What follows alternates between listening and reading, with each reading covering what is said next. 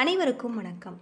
திருச்செந்தூர் முருகப்பெருமானின் அருளால் மகர ராசியில் பிறந்தவர்களுக்கு இந்த காலகட்டம் முழுவதுமே எப்படிப்பட்ட ஒரு பலன்கள் கிடைச்சிருக்கு அப்படிங்கிறத பற்றி முழுமையாக தெரிஞ்சுக்கலாம். வீடியோ ரொம்பவே பயனுள்ளதாக இருக்கும். அதனால் வீடியோவை கடைசி வரைக்கும் ஸ்கிப் பண்ணாமல் பாருங்கள். இது வரைக்கும் நம்ம சேனலை நீங்கள் இன்னும் சப்ஸ்கிரைப் பண்ணலைன்னா மறக்காமல் சப்ஸ்கிரைப் பண்ணிவிடுங்க. அது மட்டும் இல்லாமல் திருச்செந்தூர் முருகன் உங்களுக்கு பிடிக்கும் அப்படின்னா திருச்செந்தூர் முருகனுக்கு அரோகரா அப்படின்னு சொல்லிட்டு மறக்காமல் கமெண்ட் பண்ணுங்கள். வாங்க வீடியோக்குள்ளே போகலாம். மகர ராசியில் பிறந்தவர்களுக்கு மிகப்பெரிய ஒரு மாற்றம் தரக்கூடிய வகையில் தான் முருகப்பெருமான் உங்களுக்கு அமர்ந்திருக்கார். இந்த காலகட்டத்தில் உங்களுக்கு அற்புதமான பல நல்ல வாய்ப்புகள் காத்திருக்கு.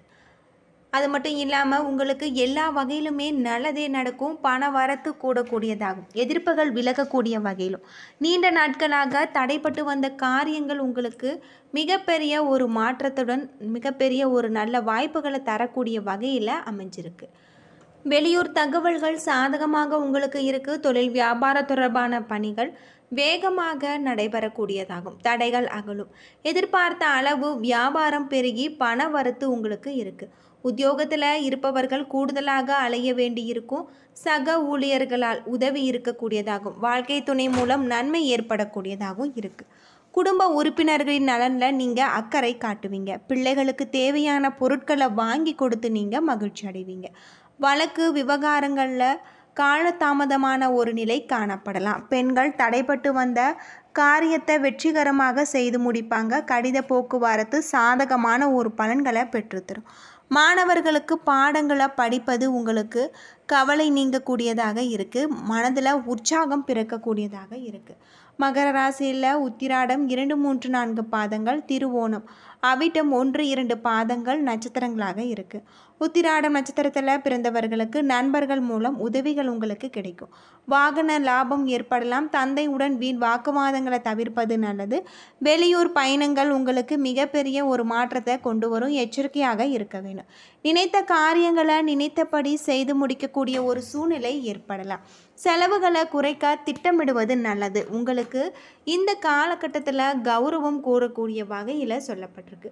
தொழில் வியாபாரம் உங்களுக்கு மிகப்பெரிய நல்ல வாய்ப்புகளை தரக்கூடியதாகவும் தொழிலில் இருக்கக்கூடிய பிரச்சனைகளுக்கு தீர்வு கிடைக்கக்கூடிய வகையிலும் உங்களுக்கு அமைஞ்சிருக்கு அப்படின்னே சொல்லலாம்.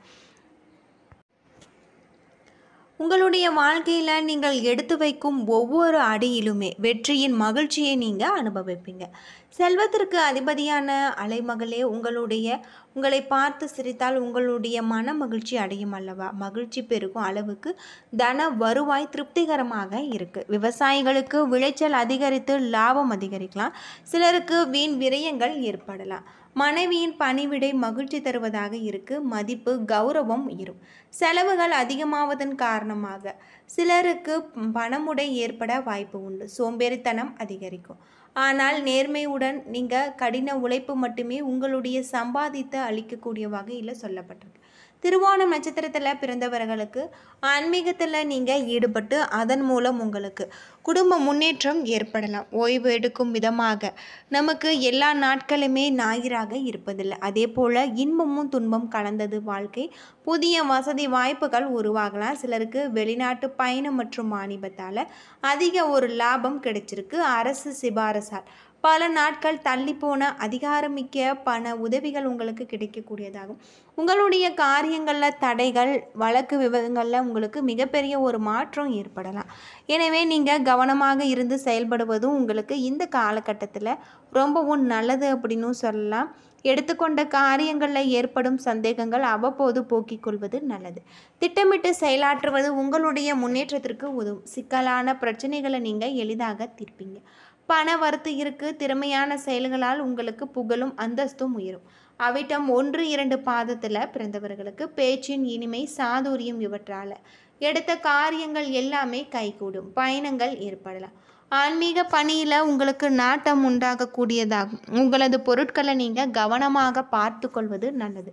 வாகனங்களில் செல்லும் போது ஆயுத நெருப்பு இவற்றை கையாளும் போதும் நீங்கள் கவனமாக இருக்க வேண்டும். அது மட்டும் இல்லாமல் உங்களுடைய தொழிலில் இருக்கக்கூடிய அனைத்து விதமான பிரச்சனைகளும் தீரக்கூடிய வகையில் சொல்லப்பட்டிருக்கு. குடும்பம் சந்தோஷம் குறைவில்லாது நிறைந்திருக்கும். தம்பதிகளுக்கிடையே மகிழ்ச்சி அதிகரிக்கக்கூடியதாகவும் பெரியவர்களுடைய ஆசையால் நீங்கள் எடுக்கக்கூடிய அனைத்து முயற்சிகளுமே வெற்றியை பெற்றுத்தரக்கூடியதாக இருக்குது. அன்றைய வீட்டார் நண்பர்கள் மற்றும் சகோதரர்களால் உங்களுடைய பிரச்சனைகளுக்கு ஒரு முடிவுக்கு வரக்கூடியதாகும். வீண் ஆசைகளை விலக்கி வைப்பது நல்லது. விவசாயிகளுக்கு வளம் கொளிக்கக்கூடியதும் வயல்களில் வசதி பெருகக்கூடியதாகவும் இருக்குது. பெண்களின் வாழ்க்கையில் நல்ல ஒரு முன்னேற்றம் நிலவும். கூட்டுத்தொழில் வியாபாரத்தில் எச்சரிக்கையாக இருக்க வேண்டும். உங்களுடைய சம்பாதிக்கும் திறன் மேம்படலாம். கடினமான வேலைகளை கூட நீங்கள் தன்னம்பிக்கை காரணமாக சிறப்பாக செய்து முடித்து வெற்றி பெறுவீங்க. இந்த காலகட்டத்தில் சனி 3ஆம் வீட்டில் இருக்கும்போது உடல்நல வாழ்க்கையில் பார்த்தாலும் இந்த காலகட்டத்தில் உடல்நலம் சிறப்பாக இருக்குது. அதே நேரத்தில் நீங்கள் ஆற்றல் நிறைந்தவராக இருப்பீங்க. மேலும் உங்களுடைய அனைத்து வேலைகளுமே திறமையாக முடிக்க எல்லா முயற்சிகளுமே நீங்கள் மேற்கொள்வீங்க. இது போன்ற சூழ்நிலைகளில் பயனற்ற விஷயங்களில் நீங்கள் கவனம் செலுத்துவதை நீங்கள் நிறுத்த வேணும். ஒரு நபர் தனது கால்களை விரைப்பு எவ்வளவு நீட்டுகிறதோ அவ்வளவு நீட்ட வேண்டும் என்று நம் பெரியோர்கள் எப்பொழுதுமே நமக்கு கற்பித்திருப்பாங்க. மேலும் இந்த காலகட்டத்தில் உங்களுக்கு இந்த பழமொழி உங்களுடைய ராசிக்கு முற்றிலும் சரியாக இருக்குது. இந்த நேரத்தில் நீங்கள் செலவுகளை தவிர்த்து நீங்களே கட்டுப்படுத்தி கொள்ள வேண்டும். அதே மட்டும் இல்லாமல் நீங்கள் உங்கள் குடும்ப உறுப்பினர்கள் உங்களுக்கு நிறைய மன அழுத்தத்தை தரலாம். நீங்கள் கவனமாக இருந்து செயல்படுத்துவதும் ரொம்பவும் நல்லது அப்படின்னு சொல்லப்படுது. உங்களுக்கு இந்த காலகட்டம் முழுவதுமே சிறப்பானதாக அமைஞ்சிருக்கு அப்படின்னே சொல்லலாம். உங்களுடைய தொழிலில் இருக்கக்கூடிய அனைத்து விதமான பிரச்சனைகளும் தீரக்கூடியதாகும். நீங்கள் வீட்டு பூஜை அறையில் தீபமேற்றி முருகப்பெருமான மனதார வழிபட்டு வருவதன் மூலம் பல நல்ல வாய்ப்புகள் உங்களுக்கு காத்திருக்கு அப்படின்னும் சொல்லப்படுது. அது மட்டும் இல்லாமல் மகர ராசியில் பிறந்தவர்களுக்கு இந்த காலகட்டம் சில முறையில் உங்களுக்கு நல்லதாகும். சில விதத்தில் உங்களுக்கு சாதகமான பலன்கள் கிடைக்கக்கூடியதாகவும் உங்களுடைய தொழிலில் நீங்கள் கவனமாக இருக்கக்கூடியதாகவும் சொல்லப்பட்டிருக்கு. தொழில் நிமித்தமான ஒரு பயணம் உங்களுக்கு நல்ல ஒரு மாற்றத்தை தரக்கூடும். உத்தியோக ரீதியான மாற்றங்களையும் நீங்கள் எதிர்பார்க்கலாம். எதிர்பார்த்த முக்கிய காரியங்கள் உங்களுக்கு தாமதமாகும். வியாபாரத்தில் செல்வ பெருக்கம் அதிகரிக்கக்கூடியதாகவும் குடும்பத்தில் இருந்து வந்த சிரமங்கள் அகன்று உற்சாகம் பெருகும். பிள்ளைகளால் நன்மைகள் ஏற்படலாம். அலுவலகத்தில் இறுக்கமான சூழ்நிலைகள் இருக்குது. வேலையில் உங்களுடைய வாய்ப்புகள் கூடலாம். வியாபாரத்தில் எதிர்ப்புகள் மறைந்து நன்மை உண்டாகக்கூடியதாக இருக்குது. தொழிலில் விரிவுபடுத்தக்கூடிய ஒரு நேரம் இது. குடும்பத்தில் இருந்த தடுமாற்றங்கள் நீங்கும். பிள்ளைகளுடைய போக்கு உங்களுக்கு கவலையே தரலாம். குடும்பத்திற்காக பணத்தை சேமிப்பதில் நீங்கள் கவனமாக இருக்க வேண்டும். கலைத்துறையில் பல வகையில் உங்களுக்கு தங்களுடைய திறமையை நீங்கள் வெளிப்படுத்துவீங்க. அது மட்டும் இல்லாமல் புதிய முதலீடுகளில் திட்டம் போட்டு நீங்கள் செயல்படுத்த வேண்டும். சந்திரனுடைய இடப்பெயர்ச்சி உங்களுக்கு நன்மை தீமை கலந்த ஒரு பலன்களை கொண்டு வரும். ராகு 2ல் இருப்பதால் வாக்கு திறமையை நீங்கள் வெளிப்படுத்துவீங்க. அது மட்டும் இல்லாமல் உங்களுக்கு இந்த காலகட்டத்தில் பங்கு பரிவர்த்தனைகளில் நீங்கள் கவனமாக இருக்க வேண்டும். நன்றாக ஆராய்ந்து புதிய முதலீடுகளை நீங்கள் செய்யலாம். மகர ராசியில் பிறந்தவர்களுக்கு தொழில் வியாபாரம் குடும்பம் ஆகியவற்றின் நலனுக்காக நீங்கள் உழைக்க வேண்டும். பண விஷயத்தில் மிக எச்சரிக்கையாக நடந்து கொள்ள வேண்டும். மேலும் பெரியோர்களுடைய ஆசீர்வாதம் உங்களுக்கு கிடைக்கக்கூடிய வகையில் அமைஞ்சிருக்கு. இந்த காலகட்டத்தில் உங்களுக்கு அதிர்ஷ்டம் தரக்கூடிய எண்கள் அப்படின்னு பார்த்தா 8, 2. நீங்கள் வழிபட வேண்டிய தெய்வம் அப்படின்னு பார்த்தா திருநள்ளாறு சனி பகவான். அது மட்டும் இல்லாமல் நீங்கள் வீட்டு பூஜை அறையில் தீபமேற்றி முருகப்பெருமானுக்கு உரிய மந்திரங்களை 27 முறை உச்சரித்து வருவது ரொம்பவும் நல்லது அப்படின்னே சொல்லலாம். என்ன நண்பர்களே, இந்த வீடியோ உங்களுக்கு பயனுள்ள ஒரு தகவலை தந்திருக்குன்னு நினைக்கிறேன். வீடியோ பிடிச்சிருந்தால் லைக் பண்ணுங்கள், ஷேர் பண்ணுங்கள், கமெண்ட் பண்ணுங்கள். இது போல் தகவலை தெரிஞ்சிக்க நம்ம சேனலை மறக்காமல் சப்ஸ்கிரைப் பண்ணிவிடுங்க. நன்றி நண்பர்களே.